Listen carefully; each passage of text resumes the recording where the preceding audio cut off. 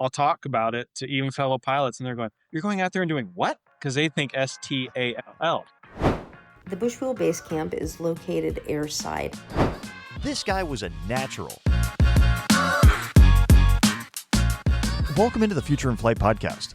I'm your host, Shawn Staerker, coming to you from a hangar somewhere near the flight line, where the weekend hot dog cookouts bring people from all over the sectional. You know, there's something magical about aviation that transcends the mechanics of flight itself. It's in the stories. The dreamers who looked at impossible distances and said, "I can make that work." The farm kids who became legends. The communities that form around shared passion for what seems, to the rest of the world, completely insane. Today, we're diving into the world of STOL, short takeoff and landing, where pilots routinely land aircraft in less space than a football field. We'll meet Sheldon Heatherington, whose first airplane ride came at just 1 week old, and who's now inspiring a new generation of backcountry pilots. We'll explore the Bushwheel Base Camp at Sun and Fun, where aviation excitement meets jambalaya under the stars. And we'll journey back to 1924 Alaska with Noel Wien, a pilot so legendary, Orville Wright himself signed his license. So make sure your seatbelt is fastened and your camera is on. Let's set takeoff power.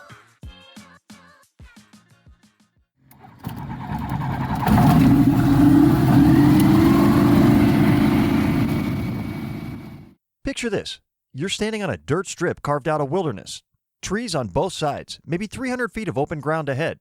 You're about to watch a plane land in less space than a football field, and take off in even less.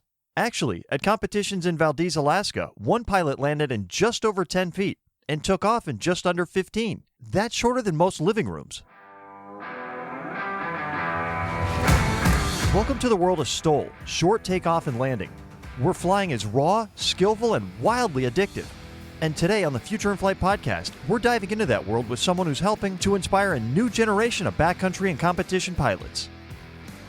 This is a story about how a kid who took his first airplane ride at 1 week old grew up to become one of the most exciting and community-driven pilots in the STOL scene, Sheldon Heatherington. Let's start at the very beginning. Most of us remember our first airplane ride or introduction to aviation. Sheldon? Not so much. My first airplane ride was I was a week old. So I vividly remember it. I was in an Aerostar because I was going to the hospital. 1 week old. That might be a record. And it's not like he grew up anywhere ordinary. Sheldon spent his childhood years at Spruce Creek in Florida. It's a pilot's paradise where people park airplanes in their driveways instead of cars. Every Saturday, everybody would go to what they called the tree. It was this big oak tree out by the runway, and there would be, I don't know, everything from Cubs to P-51s, T-28s, and we'd all go out for breakfast. And I remember getting in a Great Lakes. I was like 8 or 9, and my head was right here. We're all in formation and going to breakfast. We land, and one of the guys from the aeroshell aerobatic team comes running over to my dad sitting across from me at breakfast going, "Where's Sheldon? What happened? I didn't see him. Didn't he get an airplane?" And I'm like, "Hey, I'm right here." And he goes, "Oh," I said, "Yeah, my head's like covered up by the cockpit coping of the Great Lakes." What a unique memory. That's how deep into aviation culture Sheldon was from day one. But here's where things get really interesting and where the world of STOL flying takes hold.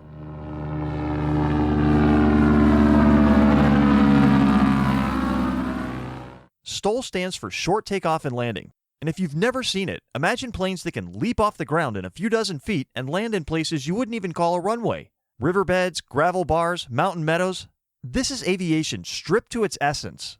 And while it looks like a modern sport, it's rooted deep in aviation history. The U.S. military was experimenting with short-field aircraft as far back as World War II, with the Piper Cub's Grasshopper variants performing reconnaissance from rough, improvised strips. And in the Wild West and Alaska, they've been using STOL techniques for years out in the bush. That spirit of exploration evolved into today's STOL competitions, where pilots test their precision, skill, and nerve. At STOL events, you've got landing and takeoff challenges, touching down as close as possible to a line without going over, and then blasting off in the shortest possible distance. Think of it like gymnastics for airplanes. Precise, fast, and incredibly satisfying when everything clicks.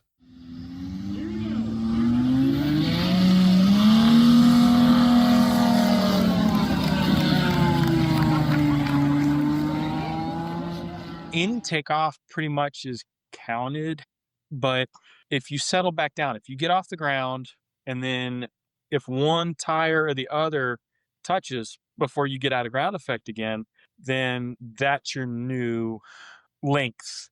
So you may have been down here, but then if your tire touched here, this is where your new spot is, where they're going to measure your final takeoff distance from. And if you land, of course, we've got our chalk line or painted line. If you land before that, it's a scratch.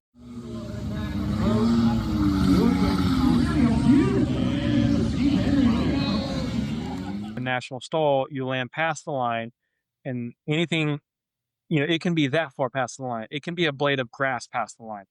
Anything past that is counted as a good landing. And if you're in the tail dragger, your tail wheel can touch. National STOL, founded just a few years ago, has turned that niche challenge into one of the fastest growing competitions in aviation. From 2 events in 2020 to 12 nationwide in 2025, with over 145 teams competing and 750,000 people watching online, STOL has become the face of accessible adventure flying. And that's exactly where Sheldon comes in. Sheldon flies a modified Zenith called Redbird. It's light, powerful, and fine-tuned for extreme short-field flying. But getting here wasn't easy. It started in a very different airplane. I had a friend who had a clapped out 172. Paint was horrible, but it was my airplane to fly, And then I had about 5 hours in that, I think. And then we got a clapped out Cherokee 140, 150 horsepower. And I was blazing along at 100 miles an hour so much that the paint was coming off. There was no primer where the paint was coming off. It was just bare aluminum. That clapped out Cherokee might have looked rough, but it taught him everything he needed to know about handling, precision, and respect for the machine. I soloed in that aircraft. I got all my time, all my cross countries in it. All my flight training was in that Cherokee. We like to joke it was the most clapped out, but yet most expensive Cherokee 140 on the planet, because at the time it had a Garmin 430 in it. It had a storm scope in it. It had an autopilot. But when Sheldon discovered STOL flying, it changed the game. When it really caught my attention was 2018 AirVenture, when Mike brought Draco. I had followed the build. I had seen all of the flying cowboy videos, kind of latched on to when he and Corey and Kevin and Trent and everybody had gone, landing out in the salt flats or in the mountains and stuff. And it kind of piqued my interest because I was like, I'm a VFR only pilot. I can't get a class or a first class right now. So it's like, what? I can't make money. So what else can I do? And this was like, hey, I can do that. So going and watching the STOL demos at Oshkosh for, I think, 4 different years out of the time that I've been there. I haven't been in a while. And I just fell in love with it.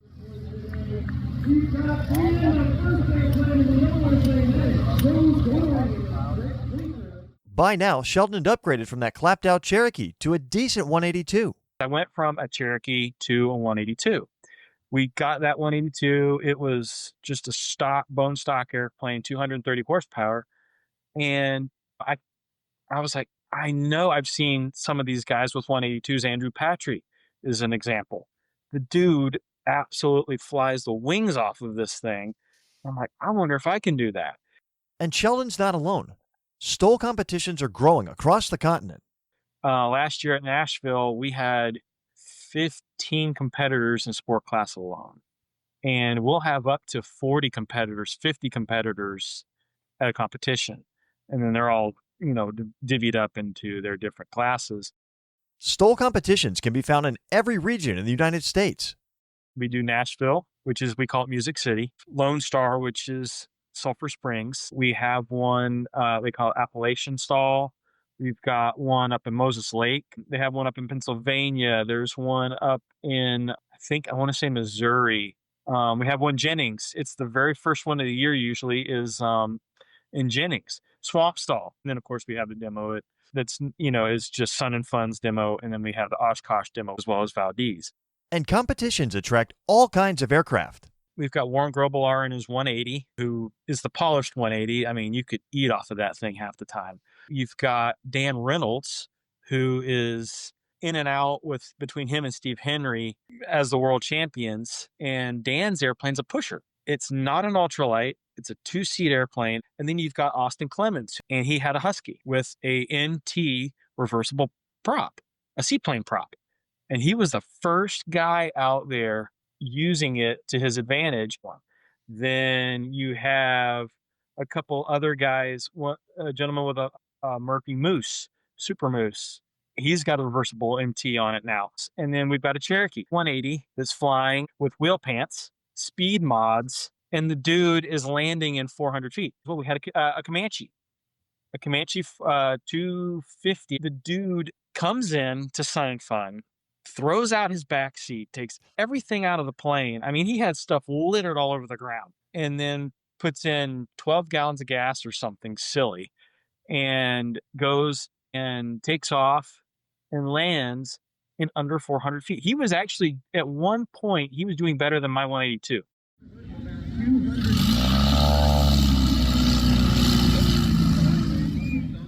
Speaking of aircraft, between that first December fly-in and now, Sheldon upgraded to his current airplane, Redbird, an awesome Zenith CH-750 with some unique flight qualities compared to his previous bird. It is a 2009 kit, and the gentleman that built it finished it, I want to say it was in 2013. It's got a Rotax 912 ULS, the 100 horsepower version. The airfoil is about almost a foot thick. I mean, up until I've got this airplane, I've never seen wings that were that thick. It's a lifting body. The aerodynamics on this airplane just don't make sense. They don't. I mean, it's got adverse yaw out the wazoo. So you're stepping on rudder both left and right. You know, to be coordinated, it's the closest thing I've ever flown to a helicopter that's not a helicopter. It's easy to fly, but hard to fly well. STOL isn't about horsepower. It's about technique. Reading the wind, judging the surface, knowing exactly how much lift you can squeeze out of every foot of ground. Pilots practice for hours just to shave off a few feet from a takeoff roll. We've got guys like me who've got 100 horsepower, and you've got guys all the way up to some guys have 400 to 500 horsepower, you know, just depending on what airplane they're flying. They have, you know, you got the different classes. And here's what I love about it. It's not just competition. It's community. You see young pilots, families, and even first-time flyers coming out to watch, volunteer, and eventually learn to fly themselves. National STOL even has a rookie class that mentors new pilots in a friendly, low-pressure environment. It's a launch pad for the next generation. The pits are open. You can come to any of these events, Sun and Fun included, and Oshkosh included. And we love showing people our airplanes. You know, as you know, everybody jokes, it's our chance to go, I'm pilot, you know, and nobody's going to judge you. So, you know, the kids love it.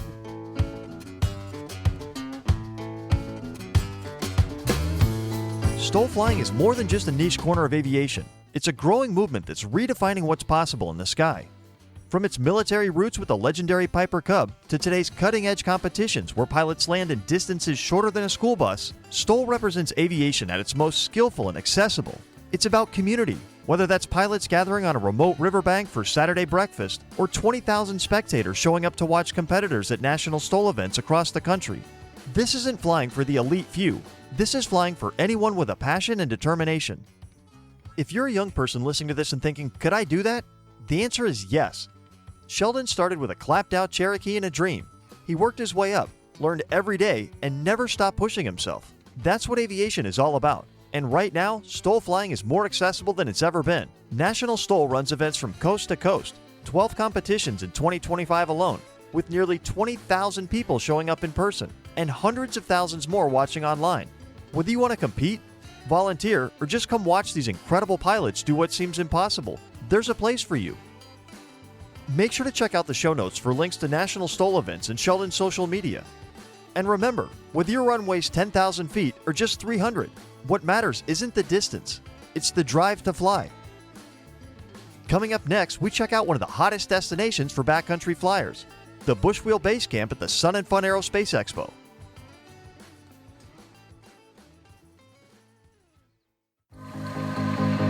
AviNation is the leading youth aviation magazine, here to attract, educate, and empower the next generation of aviators. Inside every issue, you'll discover the future of flight through the stories of students, programs, and innovators shaping the skies. And with Avionation's Rising Star program, we're recognizing students with a passion for aviation, celebrating their journey, connecting them with industry sponsors, and fueling their dreams. Got your own aviation story? Avionation would love to hear from you. Check out the website at avionationusa.com.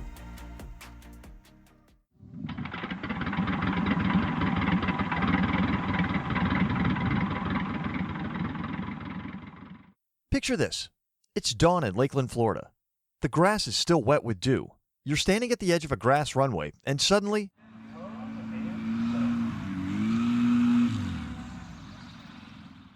a small plane drops from the sky like it's being lowered on invisible strings. It touches down, rolls maybe 50 feet, and stops. The pilot grins, waves, and you realize you've just entered the wild world of STOL Aviation. And there's no better place to experience it than Bushwheel Base Camp at Sun and Fun Aerospace Expo. Each year during the expo, the Bushwheel Base Camp takes over nearly an acre of grass runway on the east end of the grounds. Think of it as, I don't know, like a music festival, but instead of bands, you got bush planes. Instead of tour buses, there are Kit Foxes and Zenith aircraft with tires the size of small boulders.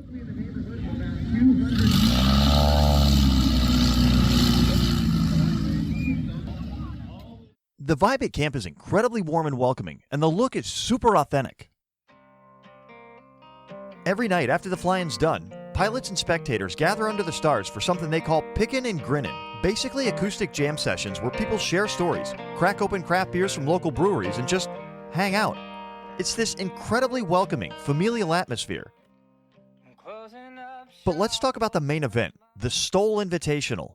12 pilots plus 2 alternates, because, hey, aircraft can be unpredictable. Compete to see who can nail the shortest takeoffs and landings on that grass strip. We're talking pilots like Jeff Poe from Minnesota and Sheldon from our previous segment. These folks are modifying their planes with slats, flaperons, oversized tires, heavy-duty shocks, anything to squeeze out a few more feet of performance.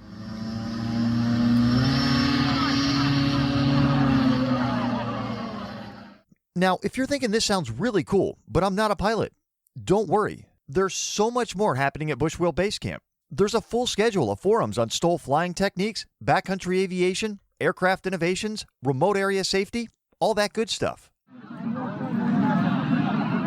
On Friday morning at 10:30, there's a special meet and greet with STOL pilots. And get this, last year they hosted 18 middle school students who won a Spirit of Aviation cardboard airplane model contest. How cool is that? These kids got to meet real pilots, see real aircraft, and maybe, just maybe, caught the aviation bug themselves. On Wednesday night is when things get delicious. It's jambalaya night, and the incredible smells of Cajun country come steaming out of the base camp in all directions. I mean, come on. Jambalaya, backcountry aviation, and great company? Sign me up. But here's what really makes Bushwheel Base Camp special. It's this crossroads of innovation, community, and accessibility. You've got experimental aircraft builders showcasing home-built bush planes, things like the Alpha One from Keith Lang or the Patriot aircraft from brothers Ron and Don Wade. You've got content creators flying in to document everything. There's even a designated creator hub where they can park and socialize. And if you want to get involved, it's ridiculously easy. Head to flysnf.org. Just search STOL or Bushwheel Base Camp and fill out a simple Google form with your tail number and arrival details. Boom, you're in. They're also looking for volunteers to help on the ground and with social media. You can follow along at @stol.flysnf on Instagram.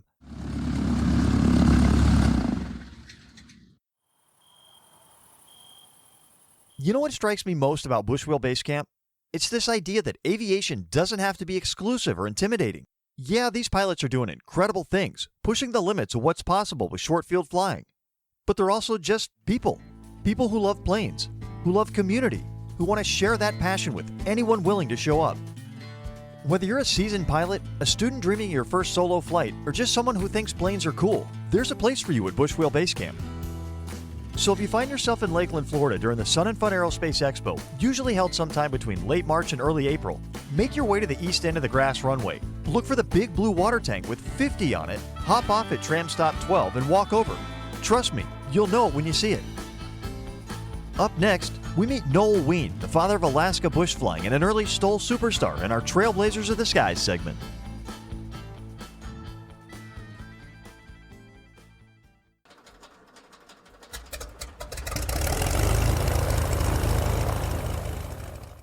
Imagine it's 1924 and you're standing in the middle of Alaska, a place so big it could fit Texas twice. There are no roads, no phones, and definitely no GPS. Just mountains, ice, and maybe a few sled dogs if you're lucky. Now, suppose your grandmother lives in the next town over. How long do you think it'd take to get there?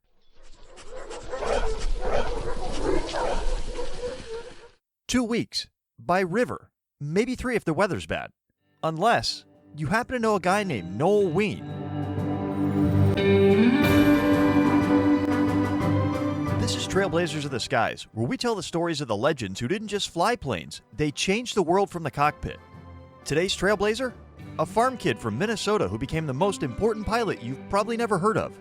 Noel Wien didn't just bring aviation to Alaska, he basically invented air transportation in Alaska as we know it today.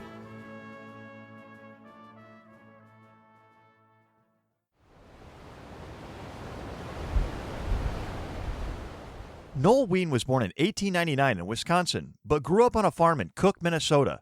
And like a lot of farm kids, he was good with his hands. Fixing tractors, working on machinery, that kind of thing. But farming? Not really his jam. What was his jam? World War I fighter races, adventure stories, and those early barnstorming pilots who would show up at county fairs doing loop-de-loops and death-defying stunts. So at 21 years old, Noel made a decision. He took every penny he'd saved, left the farm, and headed to Minneapolis with one goal: learn to fly.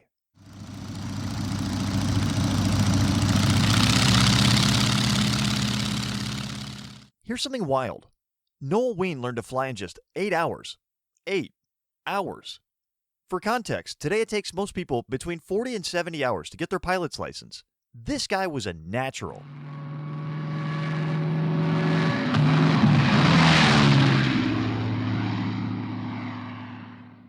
By 1921, he was barnstorming across the country. That's when pilots traveled from town to town, giving rides and performing stunts. He joined a flying circus, did aerobatics, and basically became a full-time daredevil pilot. But here's the thing about Noel. Despite all the crazy stuff he did, he never considered himself reckless. He was calculating, careful. He knew exactly what risks he could handle. And in 1924, he heard about something that would change his life: Alaska.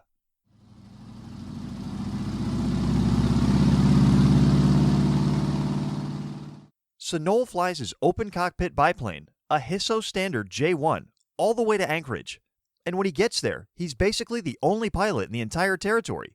Like, the only one. Which means every flight he took set a new record.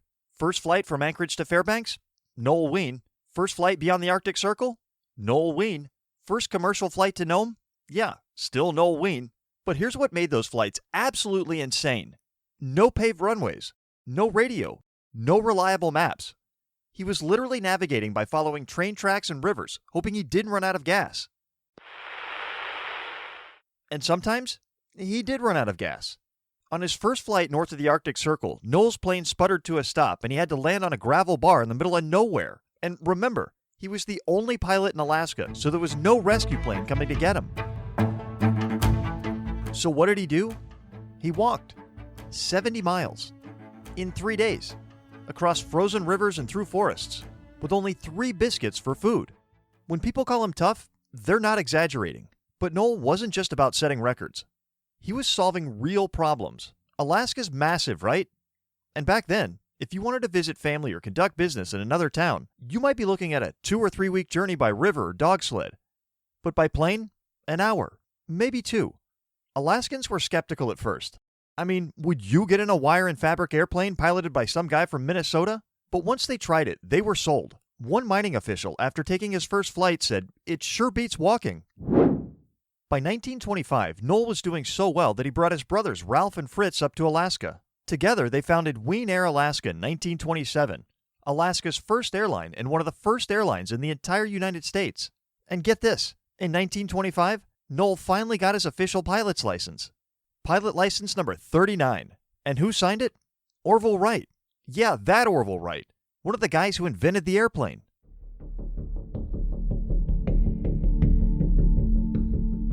But Noel's biggest achievement came in 1929.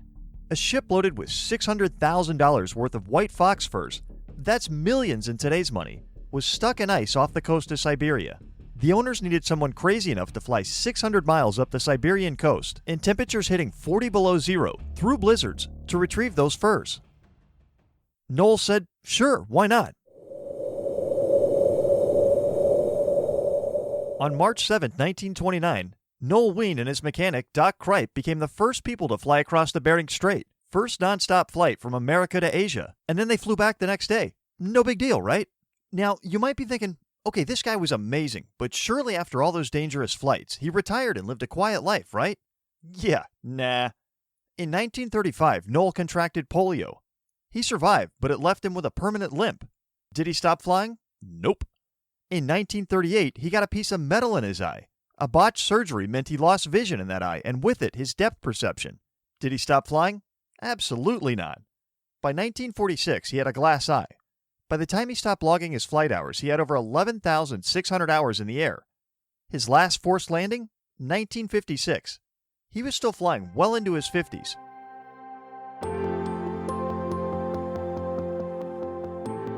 Noel Wien passed away in 1977, but his legacy? It's everywhere in Alaska. The Noel Wien Public Library in Fairbanks sits on the site of Weeks Field, where he made history. There's a Wien Mountain, a Wien Lake, even a Wien Street. Alaska today has more pilots and aircraft per capita than any other U.S. state, and you can trace that directly back to one farm kid from Minnesota who decided flying was better than farming. His sons became pilots. His grandsons became pilots. The airline he built continued innovating, pioneering the use of jets on gravel runways, connecting isolated communities across the frozen north. They called him the Arctic Ace, the Lindy of the North, but the nickname that stuck? The father of Alaska bush flying. Noel Wien didn't just open up Alaska. He showed the world what's possible when you combine skill, determination, and just a little bit of calculated crazy.